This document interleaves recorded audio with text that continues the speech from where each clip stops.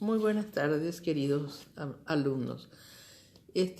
Nuevamente estamos entonces para desarrollar una clase hoy. Les recuerdo antes que nada que de hoy en 15 es el examen.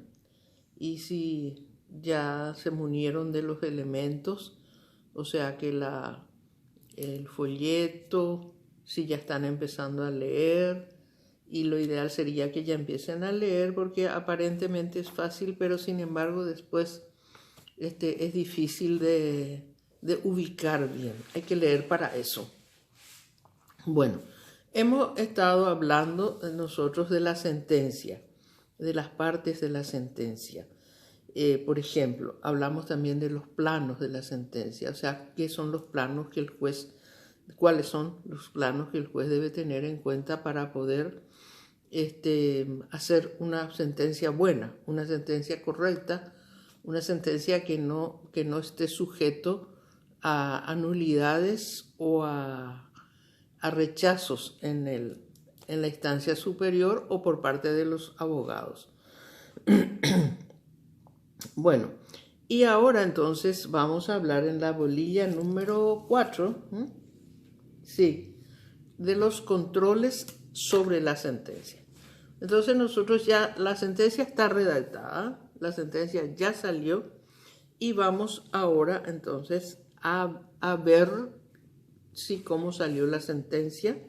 O sea que vamos a leer para ver si lo que la sentencia dice nos convence, si no tiene errores, si no tiene equivocaciones, si tuvo en cuenta todos los elementos que se deben tener y si estos planos, también el plano lógico, por ejemplo, si se cumplió a cabalidad, si en el plano lingüístico, en fin, todos los demás, si se fue cumpliendo.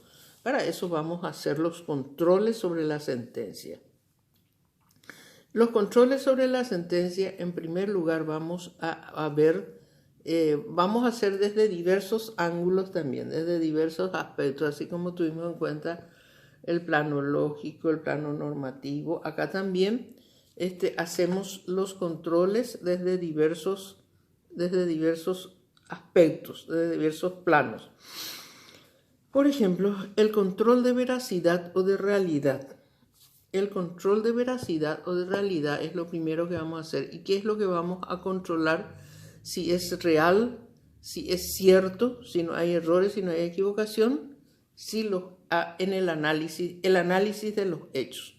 Vamos a ver, porque nosotros sabemos de que de que todo un procedimiento y las causas que se inician el juicio se hace sobre hechos. Vos, abogado, planteas el hecho, el juez analiza el hecho. Bueno, y entonces vamos a apreciar, vamos a hacer una apreciación crítica de los hechos. Vamos a analizar si el juez observó, analizó todos los hechos, si tuvo en cuenta los hechos. A su vez, si al analizar, antes que nada, ¿cómo se va a analizar los hechos? El análisis mental que hace al estudiar los hechos el juez. Te vas a remontar a las pruebas, porque las pruebas son las que detallan y las que dicen, sucedió de esta manera, accidente, entonces vos rememorás, se dice reconstruís otra vez, haces una reconstrucción histórica de los hechos acontecidos. Y ahí entonces vamos a analizar si esos hechos que el juez tuvo en cuenta y dónde tuvo en cuenta al hacer las pruebas. El juez va al redactar, al hablar sobre las pruebas, es lo que el juez analiza en los hechos y puede cometer errores. ¿Qué errores, por ejemplo, puede cometer? Puede ser que no haya tenido en cuenta una prueba muy importante. Por ejemplo, les dije yo que en la usucapión, la prueba más importante, dentro de las pruebas de la importancia, está la inspección, el reconocimiento judicial, o sea, la constitución del juez en el lugar con el actuario y para ver el sitio para ver la construcción, para ver las mejoras, la antigüedad. Porque ahí va a poder ver. Entonces puede ser que el juez haya prescindido de alguna prueba. O sea, haya olvidado, por ejemplo, de un testigo, de analizar la declaración de 2 testigos. Y esos 2 testigos que dijeron fueron muy trascendentales, muy importantes. Y entonces ahí está cometiendo un error. Y para eso estás haciendo vos, abogado, el control de veracidad o de realidad, para ver si las pruebas se analizaron en su totalidad. En primer lugar, las pruebas decisivas, ¿verdad? Porque a veces los testigos se van y hablan de otras cosas que no hacen exactamente a la esencia de la causa que se está desarrollando. Entonces, si no se prescindió, si se analizaron todas las pruebas. Y también si no se dejó de analizar, si no se dejó de estudiar muchas pruebas o algunas pruebas importantes. Y si esas pruebas se refieren a lo que las partes adujeron, porque las pruebas se deben desarrollar tanto sobre lo que dijiste en tu demanda y sobre lo que contestó. Vos dijiste el accidente de tránsito sucedió de tal manera, por una velocidad, por esto, y el otro dice, no, no es cierto, no es cierto, él es el que venía zigzagueante. Entonces, ¿cómo el juez va a poder analizar esos hechos? Con las pruebas. Y para eso vos, con la prueba que estás desarrollando dentro de tu juicio, tenés que ver si desarrolló toditas las pruebas, si no prescindió de ninguna prueba, si analizó correctamente la prueba, si no hay una contradicción entre una prueba y otra, y entonces hace valer una prueba nomás y no la otra. Los errores que el juez puede cometer al analizar las pruebas, ¿se acuerdan que hemos hablado de los errores que pueden tener la sentencia? El error injudicando, improcedendo e incogitando, ¿se acuerdan? Esos son temas de examen, les cuento. Bueno, el error injudicando es el error que comete el juez al redactar y al analizar los hechos que se le plantea. Por ejemplo, no analiza todas las pruebas, prescindió de alguna prueba importante, interpretó mal una prueba, que sin embargo creyó que el testigo dijo de esta manera y sin embargo dijo de otra. Bueno, y todos esos son errores que el juez comete al interpretar. Y esos errores que el juez comete al interpretar se llaman errores, esto estoy rememorando nomás, error injudicando. Bueno, entonces, al hacerle el control de veracidad y de realidad, se analiza todo y podés encontrar que el juez cometió algún error injudicando. ¿Y por qué te interesa a vos determinar los errores del juez? Porque en base a eso vos vas a plantear tu apelación.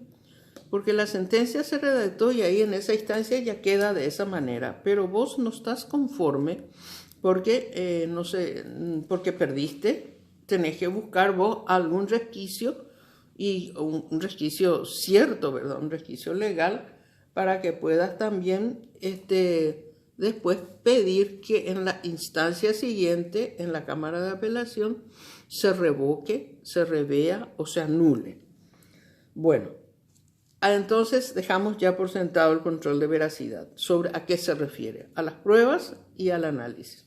El control de normatividad, como su nombre lo dice, seguramente que fácilmente ustedes van a darse cuenta de que se refiere al control, a la aplicación de las normas. Porque al aplicar las normas también puede cometer varios errores el juez.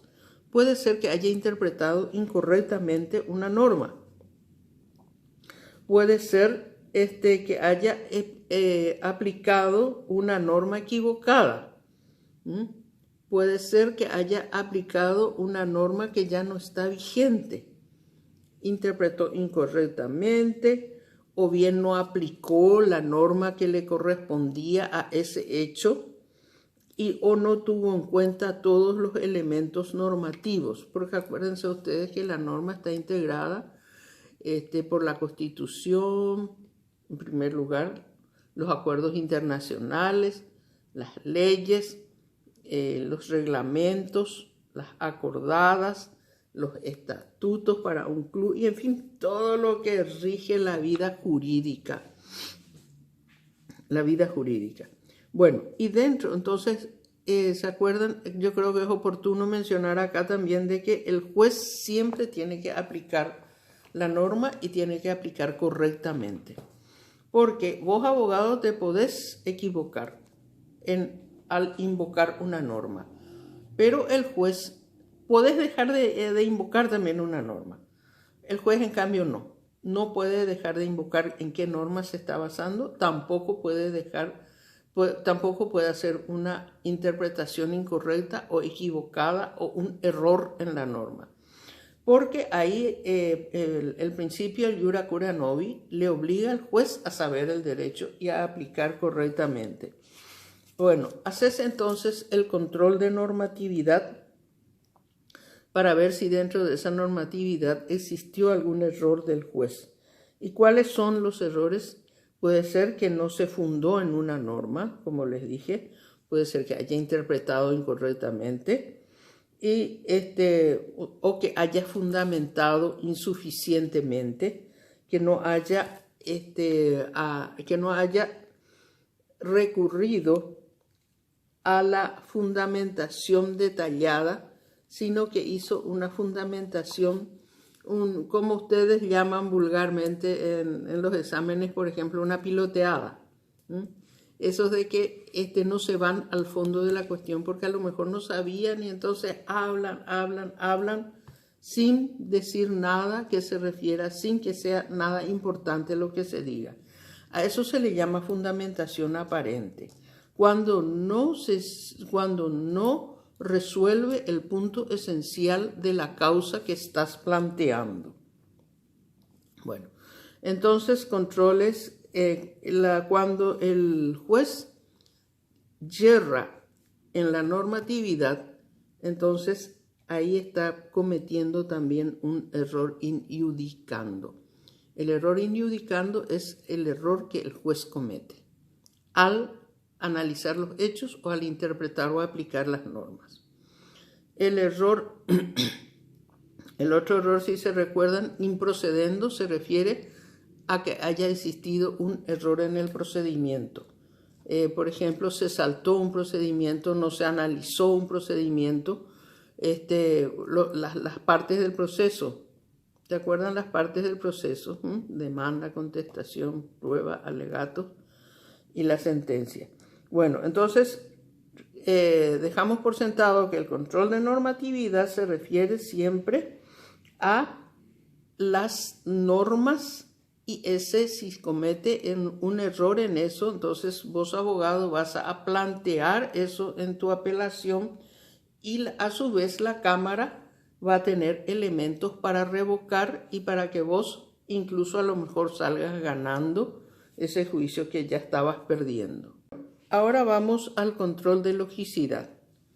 El control de logicidad es la que se hace para ver si el juez hizo un correcto razonamiento al analizar los hechos, al aplicar las normas, porque ese hecho que al analizar los hechos y aplicar las normas, ¿se acuerdan que se llama la subsunción?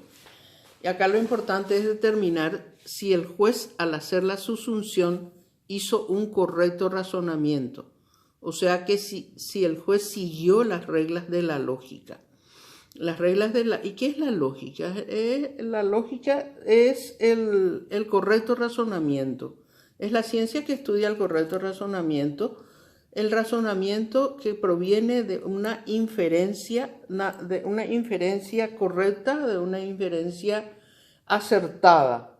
Entonces, si vos tenés una hipótesis determinada y de esa hipótesis vas desarrollando, vas infiriendo y sacas una conclusión de la misma hipótesis, tu correcto siempre va a estar Digo, tu razonamiento siempre va a estar correcto. Bueno, pero entonces ese es lo que nosotros, ustedes los abogados que están queriendo hacer una observación en contra de esa sentencia que no les gustó porque no salió como ustedes querían. Entonces van a analizar si el juez estudió las reglas conforme a las leyes del pensamiento correcto. Si su razonamiento, si a través del razonamiento que hizo el juez en su sentencia, vos como abogado podés ver cuál fue el íter intelectual, cuál fue el hilo conductor que lo llevó a decir que ese hecho es de esta manera y no de otra manera. Vos tenés que poder seguir el camino intelectual del juez para poder decir de que hizo un correcto razonamiento. Y si el juez no hace un correcto razonamiento, entonces ahí podemos decir de que, ¿se acuerdan? El error incogitando, el otro error de la sentencia, que es que el proceso mental que el juez hizo, lo hizo a través de un correcto razonamiento. Entonces el error incogitando está cometiendo si es que su razonamiento no se puede ver de dónde vino, o si el camino que siguió es el equivocado, o si no hizo luego un razonamiento, sino que directamente dijo nomás ya, analizo este hecho y a mi criterio acá están dados los elementos para que se dé la usucapión. No dice por qué, dónde está, en qué se basa. El correcto raciocinio no se puede identificar el raciocinio que hizo para llegar a esa conclusión.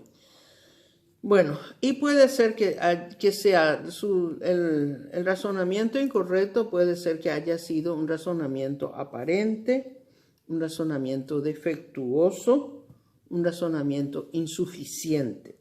A todos esos vicios puede caer el juez al hacer el razonamiento. Y si hace entonces un mal razonamiento, está cometiendo el error incogitando. Y también puede reverse, el error incogitando se revé a través no de la revocación, sino de la anulación, de la nulidad. Si no se puede verificar la racionalidad, o si al contrario se verifica luego que la sentencia del juez es arbitraria. ¿Cuándo es arbitraria? Cuando no tiene un sentido lógico, cuando no se puede seguir la lógica de su razonamiento, y entonces decís, pero a él se le ocurrió nomás que la justicia estaba de este lado. Él seguramente que tuvo alguna intuición. Los jueces no se pueden guiar por la intuición. Sus razonamientos deben ser suficientes, no deben ser contradictorios, deben ser convincentes. ¿Y cómo se le convence? A través del razonamiento, no es por su linda palabra, por sus lindas expresiones, sino por el razonamiento. Bueno, y en ese razonamiento entonces es lo que se llama, lo que el juez hace para estar observando el control de la logicidad. Y dentro de este control de la logicidad, por ejemplo, está también la congruencia que debe existir entre lo que el abogado pide o lo que se plantea en la demanda, lo que se probó y lo que se resuelve. Remontándonos al artículo 15 del procesal civil, que seguro que si ustedes tienen, abran un poco. Son deberes de los jueces, sin perjuicio de lo establecido en el Código de Organización Judicial, inciso B. Ya, la vez pasada ya leímos esto. Fundar las resoluciones definitivas e interlocutorias en la Constitución y en las leyes. Si no está fundada en la Constitución y en las leyes, entonces es nula. Y también debe estar fundada al principio de congruencia bajo pena de nulidad. Entonces desarrollemos ahora el principio de congruencia. Llamamos principio de congruencia a la correspondencia que debe haber entre lo que pedís en tu demanda, entre lo que probás y lo que se resuelve. La correspondencia, o sea que vos no podés resolver otra cosa de lo que se te pide. No podés apartarte de lo que se te pidió. Tenés que responder a lo que se te pide como juez. La congruencia entonces es cuando no se corresponde, cuando el juez no responde a lo que se plantea o responde incorrectamente a lo que se plantea, a lo que se prueba y la sentencia que tiene que salir conforme a esos dos elementos. Entonces, en ese caso, si el juez se aparta de lo que se pidió, responde otra cosa, no analiza lo que se pidió, entonces está violando el principio de congruencia. Y el principio de congruencia establece de que, el artículo 15, del Código Procesal Civil nos dice de que las sentencias deben redactarse conforme al principio de congruencia bajo pena de nulidad. Entonces se anula una sentencia cuando esa sentencia incumple la congruencia.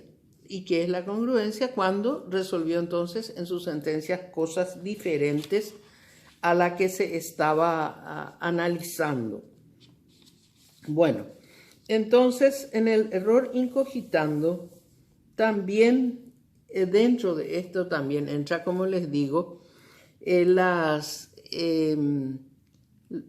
fundamentaciones insuficientes o las fundamentaciones aparentes, donde no se dice, no se da el motivo, el porqué.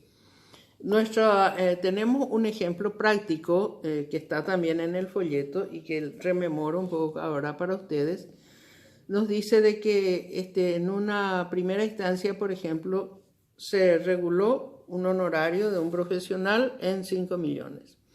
En segunda instancia, bajó a 3 millones. Pero no dijo por qué. No dijo por qué considera de que es excesivo ese 5, dónde está el error o por qué, cuál es el trabajo que se tuvo o no se tuvo en cuenta. Y entonces ahí dice, no, acá nosotros decimos que va a ser 3 millones. Y esa es una sentencia arbitraria, porque ahí sale lo que él cree. No, a los abogados, el famoso criterio, ¿verdad? No, los abogados tenemos que ayudarnos y tenemos que regularle los honorarios a nuestros colegas. Sí, se les regula, pero tenés que decir por qué le pones ese monto. Tenés que decir por qué estás ordenando el desalojo de una persona. No porque presentó el otro el título y él no presentó y no vino a defenderse nomás, por ejemplo. Vos tenés que siempre dar el argumento del porqué. Ese argumento tiene que ser razonable, tiene que ser creíble y tenés que ver cuál fue el recorrido intelectual que hizo el juez para llegar a eso. Bueno, porque en caso contrario estamos ante las sentencias arbitrarias. Y una sentencia arbitraria, como les dije hace rato, es pasible de nulidad. Y eso es un error incogitando que el juez está cometiendo. Bueno, después control de la logicidad es el tránsito entre las premisas. Cuando no resuelve cuestiones propuestas, ahí está la incongruencia. No resuelve las cuestiones propuestas, que la decisión no está probada, no está planteada, existe contradicción, no hay una valoración correcta de las pruebas, no hay una subsunción correcta con las normas. Bueno, diversos errores se puede cometer al redactar la sentencia. Y si vos sos abogado, vas a estar analizando, mirándolo como bajo una lupa para ver qué error se comete para poder explotar eso en segunda instancia y para que la sentencia se revierta a tu favor. ¿Qué se puede hacer en segunda instancia con la sentencia? En segunda instancia, tres jueces son los que ahí ya analizan. Y los jueces pueden revocar la sentencia. Cuando es un error injudicando, se revoca. Cuando es un error incogitando, se anula. Entonces, los jueces de segunda instancia pueden revocar o pueden anular. Y si vos perdiste en primera instancia, vas a buscar eso. Ahora, ¿qué pasa si en primera instancia te hizo lugar a tu planteo? Segunda instancia revocó tu planteo. ¿Qué pasa ahí? Hay un empate. Yo les suelo decir a mis alumnos así para que se les grabe más. Ganaste en primera instancia, perdiste en segunda instancia, hay un empate. Entonces se le da oportunidad para desempatar, pero a la Corte Suprema de Justicia. Ya en ese caso puede ir a la Corte Suprema de Justicia en una tercera instancia. Pero acuérdense que a la Corte Suprema de Justicia solamente van los juicios ordinarios. Los juicios especiales que ya habrán mirado todo, como les dije, que vean, por ejemplo, desalojo, mensura, disolución conyugal. Esos juicios especiales nunca llegan a la Corte. ¿Por qué? Porque tienen que pasar, basta con que la Cámara resuelva.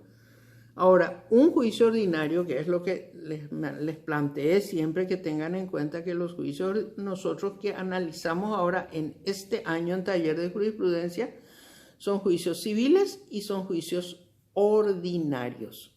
Usucapión, reivindicación, indemnización de daños y perjuicios. Entonces nosotros puede ir a tercera instancia. Y no crean ustedes entonces de que los de la Cámara de Apelación, los jueces de la Cámara de Apelación no les interesa también que su sentencia esté correcta, porque a un juez, no solo por su reputación, sino incluso se tiene en cuenta luego para su confirmación o no si demasiado muchas sentencias se les revocó. O sea que un juez es celoso porque sus resoluciones, tiene que ser celoso porque sus resoluciones no sean anuladas y revocadas constantemente. Bueno, yo quiero que ustedes tengan sus programas a mano. Y si no están teniendo, anoten entonces. Dentro de esta lección cuarta, vamos a adicionar, vamos a anexar algunas palabras más, ¿verdad? Algunos ítems más. Por ejemplo, el principio de congruencia, que es lo que recién dimos. Entonces, anoten a mano, principio de congruencia. Esa va a formar parte de la bolilla 4. Significa que ustedes cuando van a rendir, dentro de esa bolilla se les va a preguntar. Puede ser que se les pregunte fuera también. Y los vicios de la sentencia. Los vicios de la sentencia. Los vicios de la sentencia que son cuando el juez no está cumpliendo el principio de congruencia. ¿Y de qué manera el juez no cumple el principio de congruencia? Puede ser que el juez esté dando más de lo que se pide. Cuando el juez le concede, vos sos autor, estás demandando una indemnización por 500 millones de guaraníes. Y el juez dice después en su sentencia, no, es poco, con 500 millones es poco, él pidió eso, pero yo le voy a dar más, le voy a dar que más una indemnización por esto, por aquello, y le va aumentando. Eso es un ejemplo así bien práctico. Exceder, cuando el juez se excede de los límites, si sale de lo que se le pidió dando más, el juez está cometiendo el error el vicio que se llama de ultrapetita. Anoten porque no está específicamente no está en el folleto y es una pregunta de examen. Vicio, entonces, ultrapetita es un vicio de la sentencia. Citrapetita es el otro vicio que puede cometer cuando el juez omitió, no cumplió el principio de congruencia. ¿Por qué? Porque omitió resolver lo que se le pidió. Vamos a suponer de que se le pidió también un daño moral, una indemnización por daño moral. Y el juez se olvidó, omitió, no consideró, solamente que no le iba a dar el daño moral, pero en todo caso lo mismo tenía que responder. No corresponde que te dé una indemnización por daño moral por este o motivo. Pero en nuestro caso, para nuestro caso, ¿verdad? El juez directamente no resolvió nomás. Entonces el juez no puede dejar de resolver lo que se le plantea. Y si deja de resolver lo que se le plantea, comete el vicio que se llama citrapetita, con C. Citrapetita. Cuando entonces no resuelve lo que se solicitó. Y otro error del juez que le produce un vicio a la sentencia y que por lo tanto son pasibles de nulidades o son pasibles de revocaciones, son cuando resuelve cuestiones que no se le pidió. En el ultra era que lo que se le pidió solo que excedió los límites. Y en el extra es cuando resuelve sobre cuestiones no solicitadas. Vamos a suponer de que en una usucapión, por ejemplo, el que pidió no pidió que se le dé también una indemnización porque estuvo mucho tiempo en su terreno, que se le dé una, o sea que el que pide la reivindicaciones era mi término. Lo que quería decir, reivindicación es cuando el titular va a recuperar su inmueble. Y el titular va a recuperar su inmueble y entonces ahí el titular le pidió al juez, no le pidió al juez para que le dé también una indemnización, porque el abogado no consideró que eso era importante. Pero sin embargo, el juez dice, no, no pidió una indemnización por todo el tiempo que estuvo, le hace lugar a la reivindicación, a la demanda de reivindicación, o sea, le ordena al que está viviendo adentro indebidamente, sin derechos, para que salga de la propiedad. Entonces, a desalojar. Y dice, el juez dice ahí, bueno, también le voy a sancionar con una indemnización, porque él estuvo viviendo 6 años gratis, sin pagar, sin hacer nada en una propiedad ajena, entonces le voy a sancionar también por esto. Pero eso a la demanda no se planteó, y entonces el juez no puede ahí resolver cuestiones que no se planteó, por más de que al juez le parezca justo. Bueno, y si resuelve cuestiones no planteadas, entonces es un vicio, y ese vicio se llama extrapetita. Bueno, esos son los vicios de la sentencia que van a anotar también dentro de de la bolilla cuarta. Y con esto terminamos la bolilla cuarta. Recordándoles otra vez entonces que estudien, que aprovechen estos días, incluso esta Semana Santa, para poder estudiar, porque de hoy en 15 después de repente se nos viene todo encima, los exámenes. Múnanse de todos los elementos y estoy para responderle a todas las preguntas que ustedes me vayan haciendo, a las órdenes. Y muchas gracias, hasta el otro martes.